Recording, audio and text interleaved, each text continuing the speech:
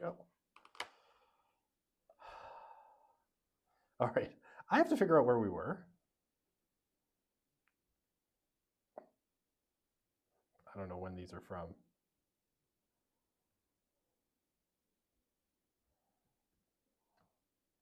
When are these questions from? Are these from the past? I don't know. I have to check. Okay. Slido. Now the door is propped open again forever.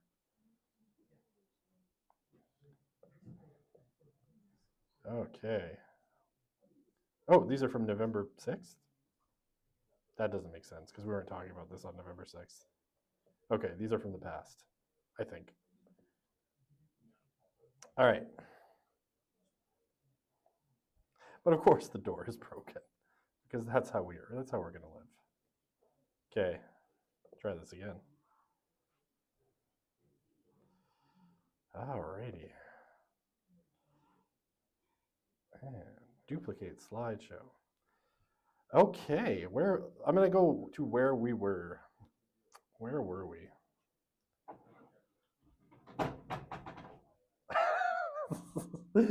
We'll all get used to the new room. Okay. I think we ended off, yes, we were talking about, I think we ended off here, roughly speaking. Okay, so welcome back. I hope you had a good reading week. Mine was awful. My youngest got hand, foot, and mouth disease, which meant he was completely miserable for the entire week. And I got next to nothing done, so I'm slightly less behind than I was when I started.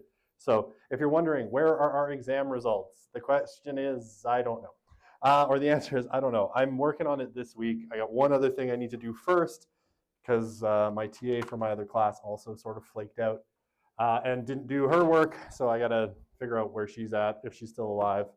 I now regret that I didn't strand her in San Francisco, but that's okay. I don't know what that is, but it's intriguing. It's like a mystery box that someone left. A catch box. Now I gotta look this up. Okay, it's not important. Okay, so snazzy upgraded room notwithstanding, here's where we were at the end of the class before reading week, which feels like a really long time ago. We were talking about Stark and Fink's book, The Churching of America, and basically we got about, to here. Where am I? I wanted to go back to this chart, right? Basically, we were talking about, Stark and Fink's assertion that, or argument, that America, back at its founding was pretty irreligious in 1776. And what we've seen is a sort of steady increase of religiosity. And again, this is essentially, wow, that's a little echoey. Down. There, that's better? Okay. Oh, the door. Okay. That's essentially down to the fact that religion, this is a free market argument. I know, they changed the room. Just go with it. We all like the old desks, but the world is new and different now. Okay.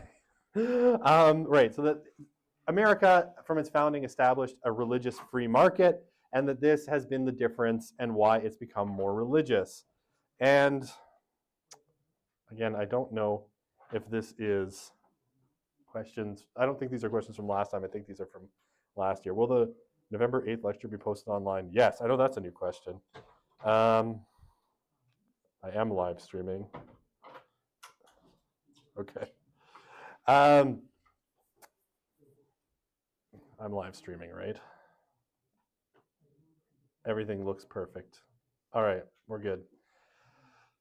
So, what Stark and Fink argues is that this free market unleashed what they call the upstarts, right? Or basically new religious sects and new religious movements that kept the religious landscape in America really vital, even though, in Europe it was just this kind of downward slope or this kind of low, flat ebb of religion.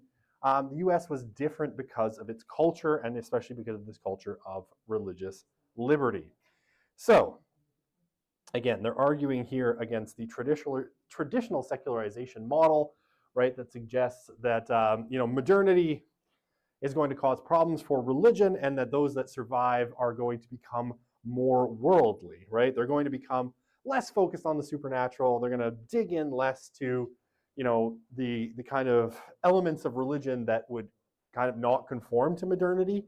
They're actually going to become more rationalist and more modernist if they're to survive at all. And Stark and Fink say that's actually wrong, right? That history strongly contradicts this notion. Basically, it's the less secularized faiths that tend to have the steepest growth curves and the best survival rates. Okay, and we talked last time about the main line, and once we get to the religious landscape, we'll talk about the main line again, but these are the older, more established, Christian churches in America.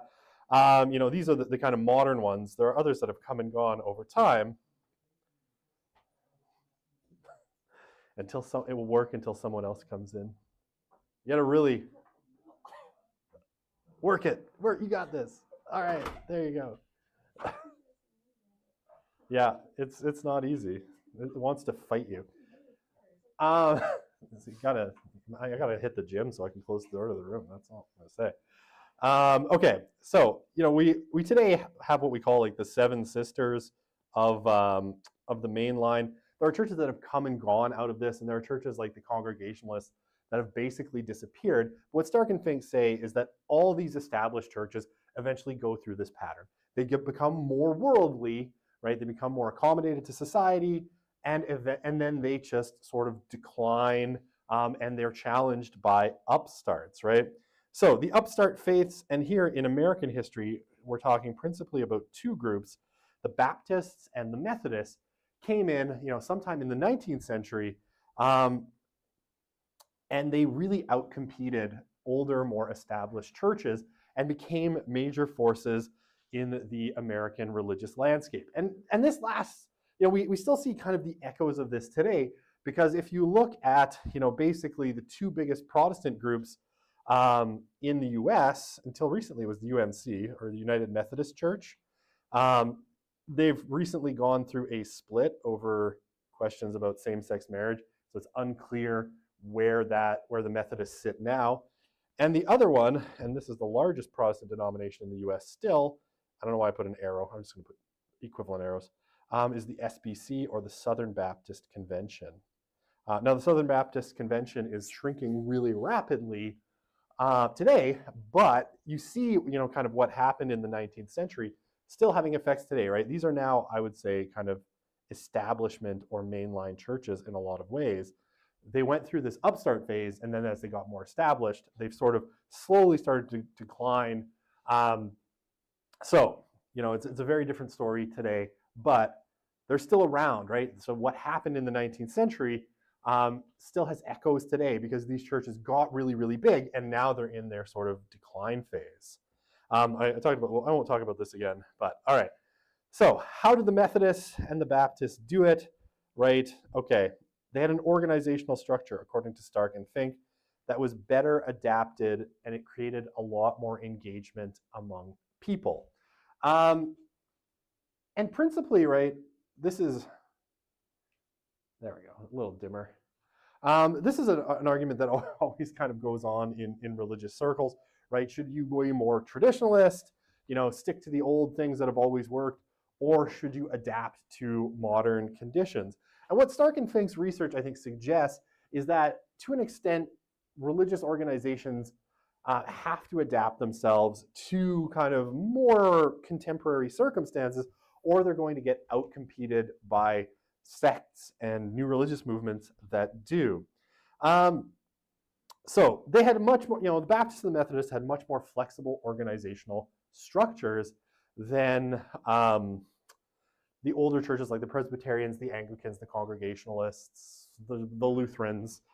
Everyone blames the Lutherans for everything, right? But they were a lot more flexible. They had different ways of organizing. And here, what Stark and Fink say, and this is important, so I'll highlight it, they responded to the needs of people without changing their core beliefs, right? And again, this is a shot at that secularization thesis, that inherited model, or the traditional secularization thesis, because that would say, as America was becoming more modern, you've gone through the Enlightenment, there's lots of arguments about, what the role of religion is going forward, now that science and rationality are so important. But what Stark and Fink say, it's actually those churches that didn't change their beliefs, that stuck, especially with those supernatural beliefs, that tended to grow. And we still see that today, right? It is, where we see growth in certainly in Christianity, globally, is in those denominations and sects that really stress the supernatural elements. Like today, it's the Pentecostals that are growing like, wildfire in places like Latin America, Africa, and I think in North America as well, to a certain extent. Okay, so back to my pen.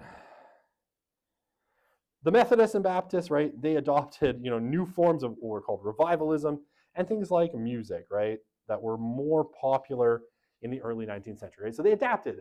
Instead of, having those same hymns that, if you're a Lutheran, that had been composed in the 16th century by Martin Luther himself, right? They took some of those, but they also created new hymns, new music that was more in line with the kind of popular culture of that particular day. And this one, I think, is especially important. Their clergy were typically recruited and trained in local congregations, and I'll say more on that in a sec. And yeah, they demanded lots out of their members, right? So again, this weeds out the free riders. You get high level of commitment, lots of resources for local communities, and then people get a lot out of those communities because there's lots of resources available. And it created a distinct religious communities with close ties. If you think back to the rise of Christianity, what allowed Christianity to grow in those early days, according to Stark, right, in the first few centuries, it was those close social ties amongst Christians. And, because we're still talking about Stark, that same thing applies, right? Religions grow through social ties, and it's those groups that are able to create close social ties between members that are going to grow and succeed. Okay, and here's where we ended up, and here's where I'm not sure if these are questions, but I'll answer them anyway. Okay, Methodist congregations, this is an example. They would break up their congregations into groups of 12s that they called a class. And every class, right, so you would have 11 people that you were kind of sorted with, and you would meet every week, right, to talk about religious things. You would pump each other up about religion, right? Make sure everybody's still on the, has that same intensity and verve. You make close friendships, right? You get to know that group of 11 people that you're with really closely, and testimonies are offered, how God is working in your life. People are given instruction, which again, like I said last time, I think this suggests that maybe, Steve Bruce's argument in that religion is alien piece that we looked at earlier might not be as relevant as Bruce thinks it is, right? That if you have to receive instruction, right, what it suggests, at least to me, and I think Stark would agree with this, is even back in the 19th century, while we think of this as Christendom, right, or a time where everybody was pre-Christian, there would have been a lot of, kind of maybe general knowledge, but not a lot of in-depth knowledge. And the classes were to provide that much more in-depth knowledge of that religious faith and those beliefs. And yeah, there's certainly a social control mechanism to the classes. You are monitoring each other's behavior to make sure everybody is doing all the things that the religion demands. Okay, I'll answer these really quickly. Is religiosity still increasing according to more recent statistics? We will get to that because the next unit is the religious landscape, and I have lots to say about this, and the answer is no, yes, no, yes, no, yes, no. Sometimes, but not always. I'll show you. Okay, did they pick groups of 12s because of the disciples? I'm sure they did. I actually don't know, but when you see 12 and in Christian groups, there's 12 apostles, there's 12 tribes of Israel. So there's probably a religious reason for it. Same reason in Alcoholics Anonymous, you have a 12-step program. it's the same thing, right? The zeal of revivals was maintained. What does that mean? It means, like people will get excited. Now, if you've ever known someone who went off to like a Christian summer camp and came back like super religious all of a sudden, and that tends to fade over time. Revivals are kind of like that, right? You get this exciting person roll into town with this exciting religious message and you're all pumped up about it. But then as that person leaves and you go back to normal life, that energy sort of dissipates. The goal of the class is to keep that religious energy up, right? And to kind of never let it fade so that you continue that kind of forward energy all the time. Yeah, please. Could you also explain why, like, the religion is alienated by Bruce and how that doesn't apply to? Oh, yeah, all I'm saying is, right, like, there's a couple of things, right? Bruce would very much say the religions that survive are going to be the ones that are most accommodated, right? So the least supernatural. And the Methodists were pretty supernatural. They're all, about the Holy Spirit doing stuff. But also, I'm just saying, like, this idea that he has, right, that today we have way less religious knowledge. And so you couldn't get a religious revival because there isn't that basis. I think what the Methodist classes kind of suggest is that even in the past, right, people probably didn't know that much about the religion. They might have had this general sense of the stories, maybe, but they still needed a good deal of instruction to bring them forward in their religious journey. So Bruce may be assuming, that the past was, again, way more religious, and people in the past just had this general kind of pretty specific cultural knowledge. And I think this example somewhat contradicts that. Does that make sense? Okay, perfect. All right. I can clear off the zeal of revivals. All right, so religion, but cheaper. Okay, but also more expensive in some ways. But I'll explain how it's cheaper. And this goes back to that point that I said, the clergy was recruited. Oh, sorry.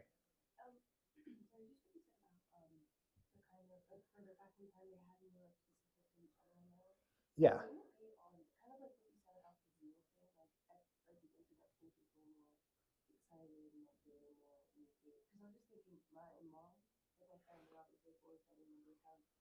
So like they know like all the Bible stories, they know like all the lessons called like the hypothetical. The parables? Yeah. Okay. They know all of them, and I really know like five. Okay. It's like their parents probably knew more, and that was probably around like really quickly. So do you think it's also depends on like when it's introduced, it's like on high, and then from there it's kind of like. Yeah, and I mean, you're coming from a Nigerian context, right? Nigeria's got a weird history because Nigeria is like religiously, right? Everywhere has weird history, but religiously, Nigeria kind of goes through a boom, especially on the Christian side, relatively recently, like within the last couple of generations, right? Prior to that, it was, much more mixed Muslim, African indigenous religions. Yeah, like it's now like about half and half Christian and Muslim.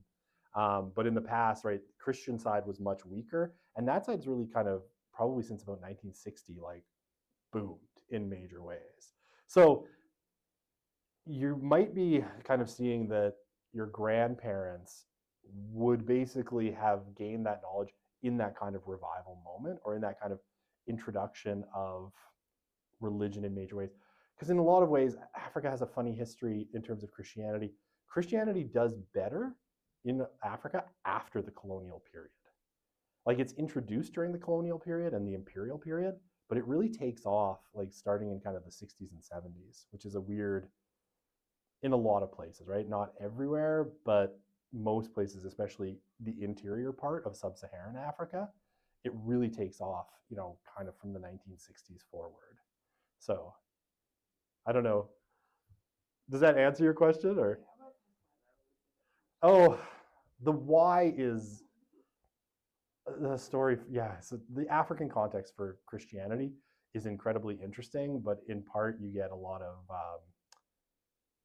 you get finally the translation of the Bible into a lot of local languages.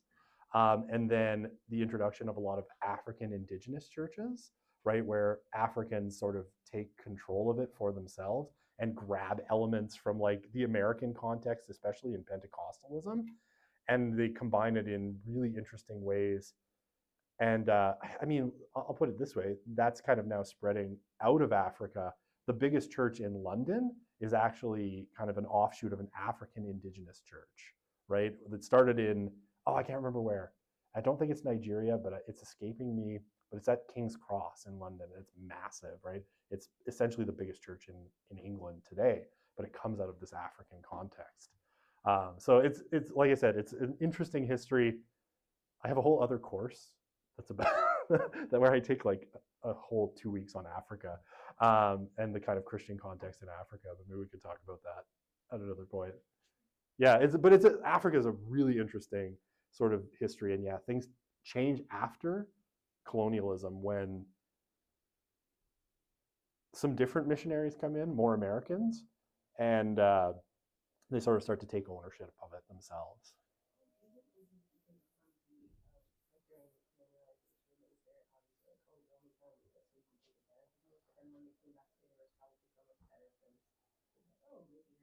I think there's an element of that, yeah, and I think the missionaries that came, say, with the English, I think were probably, how shall we say, their focus was different too. They were like, let's build a school and let's build a hospital, and maybe less on the like, let's push the religion really hard. And then the later missionaries are more like, okay, yeah, we'll fund a school and fund a hospital. We're pushing that religion really hard because they're more kind of Pentecostal evangelical in their orientation. So less like proper Anglicans, right, where Anglicans are stiff and kind of boring, and like things done properly.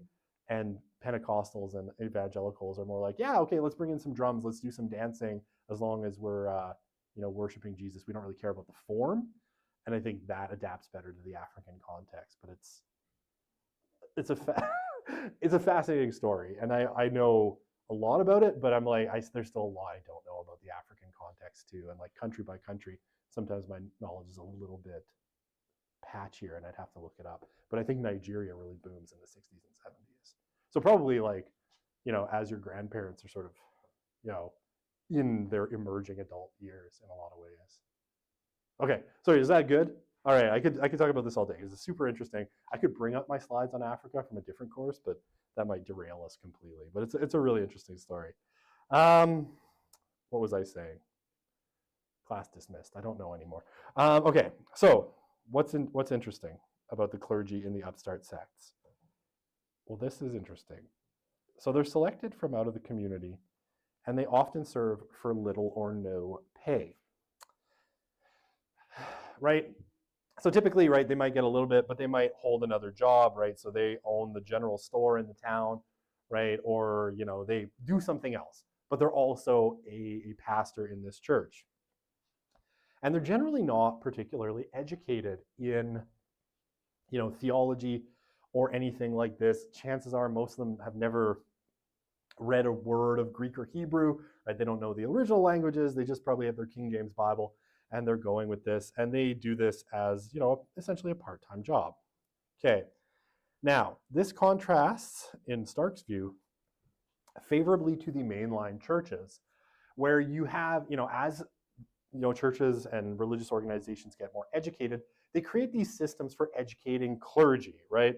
So you will go to school, right, if you want to be a preacher in like the Anglican church for 6 to 7 years, right, in seminary. And you're probably going to end up, in this period, you're going to do your degree from a place like Yale or Harvard or Princeton, right? All of which have, divinity schools or theological seminaries or whatever it happens to be. So they're expensive, right? These folks they've trained, they want to be full-time clergymen. They're educated, so they demand like a salary. They're not holding a part-time job as an auto mechanic or a blacksmith or anything, right? They are committed clergy. So what does this allow the upstart sects to do?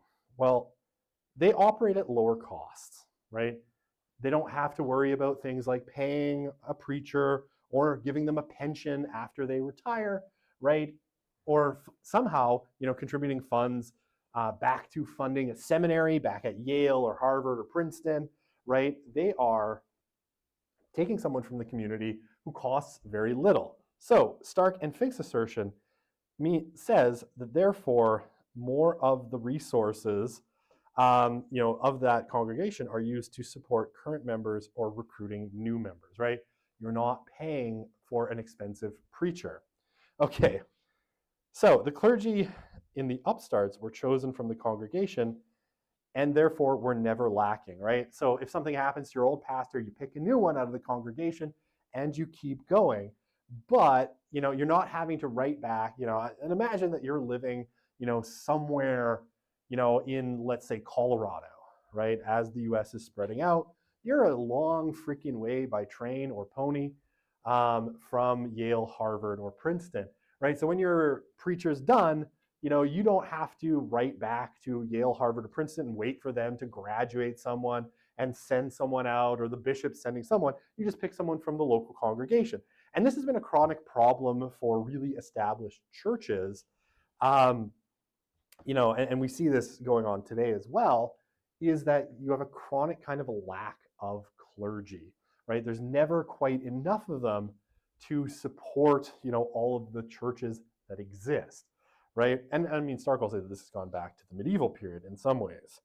In the main line, there was and still is a chronic clergy shortage, right? So you always have someone that is there to do it.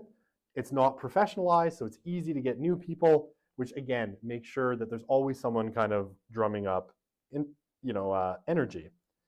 And the preachers in the upstart churches, right, tend to preach sermons in everyday language. They're everyday people, right? They're just like their congregants. They're picked out of their congregants. And so they're able to connect with those people really, really well. And I don't know if you've ever, been to an establishment church like an Anglican or a Catholic. There are times where these highly theologically trained, philosophically trained clergy will talk at such a level that nobody has any idea what the heck they're saying, right? It's like, Jesus is consubstantial with the Father, and people are like, the what could come to pass? Right? And what does that mean? And they're explaining it in deep theological language, rather than giving people like meaningful lessons that just happen to connect really closely with their lives, because those people are kind of the same, right?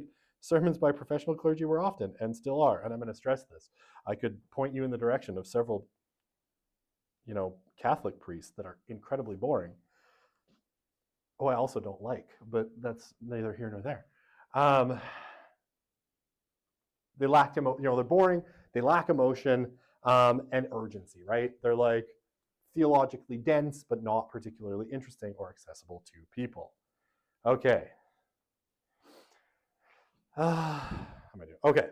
So religious enclaves. Are we good with that? Does that all make sense? Okay, perfect.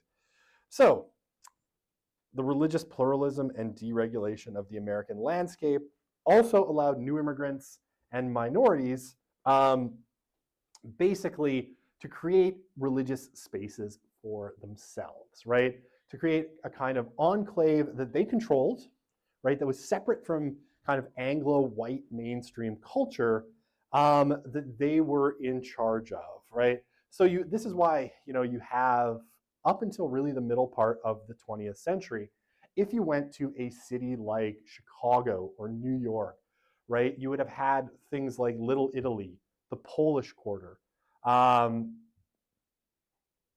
Those are the two that spring to mind because I'm thinking of Chicago. Or Irish, right? Irish kind of ghettos in these cities that were basically kind of, you had churches that were sort of controlled by these different ethnic groups, right? They created religious enclaves where they could build really tight interconnected communities, right? And they would cluster together on kind of ethno-linguistic lines, right? You see this with the Italians, the Poles, Germans, right, do this to some extent, right? Sometimes founding entire towns, right, that are just, kind of populated by Germans, basically, and it gives them a kind of free space that they can call their own, that they have ownership of, right? And like I said, this lasts well into the middle part of the 20th century when people move out of the kind of urban centers into the suburbs. It kind of breaks down then, but well into, say, the 1960s, you still had these like strong kind of ethnic enclaves that were also connected by religion, right? If you were in the Polish Quarter, everybody was Polish and everybody was Catholic. Same with the Italians. You were all Italian Catholics. If you're Germans, you're probably German Lutherans, and all of this stuff. And yeah, the religious freedom of the U.S. also allowed new religions to compete for members without fear or persecution. And they also forced local churches to be more responsive, right? So when, let's say, the Methodists and the Baptists come in and they're, spit and fire in some ways, right? They're very, very compelling in lots of ways. This ultimately, they have no fear, right? The government's not going to come and stop them, but it also, and even the Mormons, right? The Mormons have a little bit more government trouble, but still not much compared to what they would have faced in other places. As they go in and they start recruiting people, it sort of wakes up the other religions that are there, and they're like, oh, damn, we're losing people to this, the Baptists and the Methodists. We'd better kind of pick up our game a little bit. And they do in a lot of cases. Okay, and this one I think is really interesting. After the Civil War, right? So after emancipation for African Americans, lots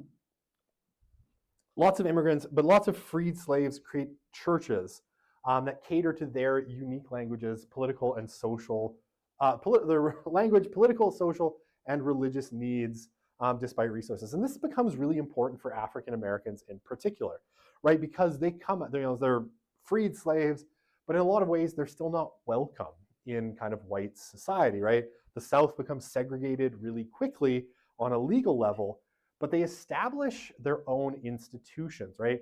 And the fact that the American landscape allows, the creation of an African American kind of cultural church creates this space that, again, they own and control, right? And the African American church, just barely 100 years after the end of the Civil War, becomes absolutely critical in things like the fight for civil rights, right? Because they are these institutions that are wholly controlled by African Americans, right? And like Martin Luther King Jr. is the pastor at Ebenezer Church. And they use the African American church as a springboard, an organizational platform, and a launching pad for the civil rights movement and for civil rights arguments. And because, their religions, they're protected constitutionally, but they're controlled by Black people. And in a lot of ways, right, it creates a very distinct African American culture. One African American churches, for I think obvious reasons, find a lot of connection with things like the story of the Exodus, right? And you hear a lot of African American preaching. It has to do with being freed from slavery, right? With the Hebrews coming out of Egypt and this story, right, out of slavery. And they create a kind of religious culture that appeals much more to them, and wherein they're first-class citizens, right? They're not second-class citizens within that culture. And so that free American kind of space allows these enclaves to be formed, which just keeps that vitality going, right? Because now we fully control our own destiny if we're within one of these enclaves. All right. The Catholics. Oh, the Catholics. So the Catholic Church obviously is in this mix as well, right? And you get multiple waves of Catholic immigration to the United States, right? And very famously, right, you have the Italians. These are the big ones. The Poles and the Irish. All of whom face, a ton of discrimination from the kind of white Anglo-Saxon Protestant or WASPy English majority, right? Who don't love Catholics at the best of times. And the Catholic Church, enters this landscape. It's very dynamic. And one of the things that happens pretty quickly is those Protestant groups, the Methodists and the Baptists, start sort of targeting Catholic immigrants, right? And trying to sort of pick them off and pick off the marginal ones to both assimilate them and bring them into their congregations. And so as these big groups of Catholics come, the Catholic Church, itself is sort of forced to adapt, right?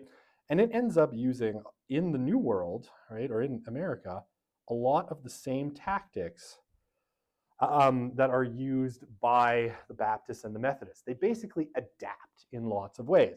Now, in a very Catholic way, so the religious services are still done in Latin, but the organizational structure of the Catholic Church in America ends up being really different than the one in Europe, right?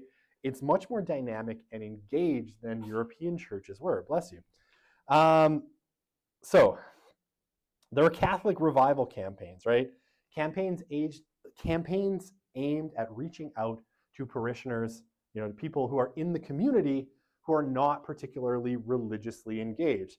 Now, these are called parish missions, and this language is still around because I remember probably 2 decades ago, in Edmonton, the Catholic Church was going through a series of parish missions, and where like the goal was sort of outreach to every family that was registered at a particular Catholic parish and just kind of check in on them. I don't think it was particularly effective, but definitely was there. Yeah, please. Yeah.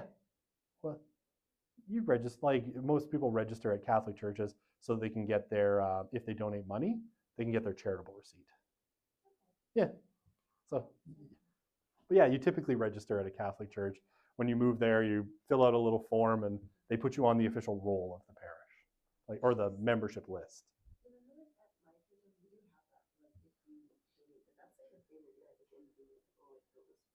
Right.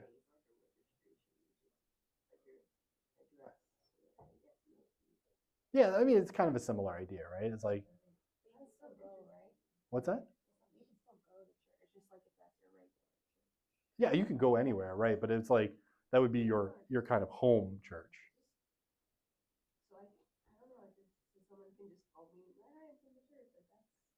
Presumably, if you give them your phone number, then yes. Or they could show up at your house. Yeah. Yeah, I remember this happening when I was probably like 10, and they came down to the house and chatted with my parents and then left. And I don't believe that we ever heard from them again, but well, Catholics are very adaptive. They'll take any good idea they can find, and some bad ideas too. Yeah, please.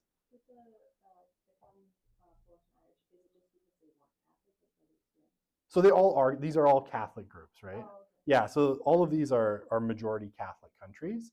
So they come and they bring that Catholicism with them. Like Protestant groups try to pick some of them off really quickly and de-Catholic them, and then the Catholic Church sort of like responds by being like, "Oh, we better get our act together." Like this American context is very different, right? And as you get a generation of kind of American Catholics, they very much kind of take on a lot of those cultural, I guess, cultural data or that kind of cultural way of doing things that they see in Protestantism, and they Catholic it up, right? So throw a rosary on it, pray some Hail Marys, and you're off to the races. Okay, what was I saying? Oh yeah, they also aggressively recruit members into the Catholic Church, right? So they are also looking in some ways at disaffected mainline Protestants especially, and looking for ways to recruit them into Catholicism. Now, so they do this in a couple ways. They're looking for marginal Christians from other denominations, but also marginal Catholics, right? People who probably came over from places with relatively low religious intensity, Italy, Poland, Germany in some ways, and really kind of trying to bring them in and boost up that level of Catholicism, right?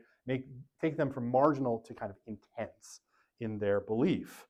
And yeah, once they're recruited, the Catholic Church and Catholic parishes offer some distinctive advantages. All right, so social groups, right? So there's a lot of cultural activity that goes on in Catholic churches and Catholic parishes. And in a lot of ways, like again, right into the kind of middle of the 20th century, for, in Canada, you would count French Canadians in this. But for a lot of these communities, the parish is the hub, right? Everything that goes on in the community ends up being kind of channeled through the parish, right? Or your local church. A parish is just a local church. So they become the hubs of activity for these communities. So if you want to be involved in the community of Italians, right, you're deeply connected then into the church in ways that never happened in kind of industrializing Europe. Schools, right? The Catholics in the US found their own schools. And this ends up becoming a really big, And obviously they do it in Canada. We still have Catholic schools in Canada, obviously. This ends up becoming a big point of conflict with the state, especially as the state is establishing public schooling. And one of the things that happens to Catholic schools is you get what are called Hyde Amendments that basically ban public funds being used for Catholic schools under this idea of the separation of church and state. So when you get Catholic schools, the money is coming from the parish, right? It's coming from the church. So they're funding their own schools. And these schools, again, are meant to maintain kind of Catholic culture.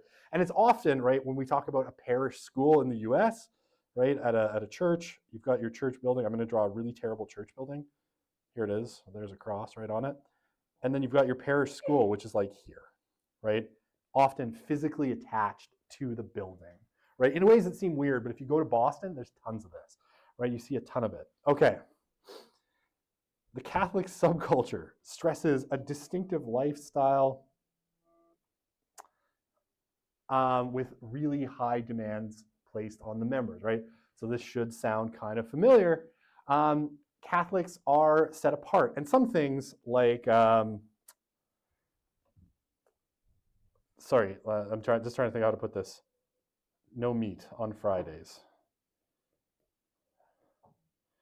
right? You can't have any meat. In Catholicism, traditionally, you weren't supposed to eat meat on Friday. So people had to, things like a slightly modified diet. This is why, incidentally, in a lot of Italian enclaves, you end up with anchovies on pizza because people need to eat something on Fridays, so they stick stinky little fish on it, right? And it's called pizza Napoli, because it comes from kind of Naples. But you get this kind of distinctive culture around Catholics because, they're limited, they're cut off, well, not cut off, but they're encouraged to live a little bit differently from their kind of Protestant neighbors, right? So you get this kind of distinctive lifestyle, high demands, right? At certain times, right, there's a real stress in Catholicism. If you don't go to Mass every Sunday, technically that's a mortal sin that can condemn you to hell. And then there are people in the community that are monitoring this kind of thing and talking about, Sheila didn't go to church on Sunday. What's going on? Is her marriage okay, right? High demands and high cost of membership, and people are expected to contribute to those communities. Also founded ethnically based churches, lots of that help keep those subcultural identities and ethnic identities going. And as late as 1916, half of Catholic masses used a language other than English for the portions that weren't in Latin, right? So that is a lot, right? That means a lot of people still going to church and hearing stuff in Italian. This model also gets copied, by Jewish people, by Jews coming to America, right? They create their own kind of enclaves, very famously in New York, LA, and Miami. And Protestant immigrants from kind of, places like Germany, you get these kinds of enclaves and this kind of very localized, high commitment kind of religious structure as well. Okay, so they're all borrowing from each other. This is my last slide. Okay, recent trends. The US mainline, and we'll see this in the next series of lectures, has continued to decline, right? And that decline really bites sometime around the 1980s in a major way. And it's something it depends on who you talk to, but somewhere around 2035 or 2040, again, depends who you talk to, the mainline church is going to be so small in the US that we won't be able to measure it anymore. In kind of big sociological statistical studies, it's just going to be lumped under other, right? And I'll show you what this looks like. I've got a great chart from Ryan Burge. You're going to see a lot of Ryan in the next section because I borrow a lot of his stuff. It's his foolishness. He puts it on Twitter. So no, he's good with it. But yeah, the mainline church has continued a kind of downward trend. And you've seen lots of new upstart sects kind of rapidly growing. Pentecostals are the big one, and this is, I think, the most recent and in a lot of ways the most interesting story is the Pentecostals. A very kind of new, kind of founded at the beginning of the 20th century, but really taking off kind of in the 70s, 80s, 90s. And now, by some measurements, globally, there's as many as 600 to 700 million Pentecostals globally today, making it like essentially the second largest Christian denomination after Roman Catholicism. By some estimates, it's hard to measure in some places. Obviously, the Mormons, or more properly, the Latter-day Saints, right? We talked about them. They've had a pretty strong growth rate, and I would say, the Latter-day Saints probably represent one of the newest global religions founded, right? So one of the first truly global religions founded since the birth of Islam, right? So the Latter-day Saints, or the Mormons, again, started in upstate New York, eventually moved out to Utah, and have followed the same kind of pattern, but it's that freedom of the American landscape. The other people that come to your door, right, the Jehovah's Witnesses, are another sect that has, prospered in the American kind of context. But you could add to this, Seventh-day Adventists, who've also kind of prospered, and they're kind of a religious sect. But there's lots of different new religious movements, and America's always generating new religious ideas and new religious movements. And a lot of them fail, right? We know this from the rise of Christianity. Most of them are going to peter out about 40 years-ish, right? But some of them survive to become major forces in the religious landscape. By the way, for those curious, Scientology, because I sometimes get this question, Scientology looks like it's about here. It's at the peter out stage. It looks like Scientology is dying, right? That's the weird Tom Cruise cult thing that's founded on the writings of L. Ron Hubbard, the science fiction writer. And I would say, from recent statistics, it's kind of failing. It's probably fallen into this, it's about 40 and it's now kind of dying, as a lot of the things it promised aren't coming to fruition. But, we still generated the Scientologists as a kind of weird new religious movement. Okay, and new immigrants obviously keep changing the religious landscape in America, bringing in new religions and sects. And, what we're seeing, I think, in the US is the growth of non-white Latino Pentecostals changing the religious landscape in major ways today, as they bring in different forms of religion from all over Central and Latin America. But we will talk religious landscape next time, because I'm out of time. So, if you've downloaded the religious landscape slides already, please re-download them on Wednesday morning, because I'm adding and subtracting a couple of things. That one is a sort of living document, so I was adding things to it this morning. But if you have downloaded it, go ahead and re-download it. Wow, those are noisy. I feel like there should be like a cushion. All right.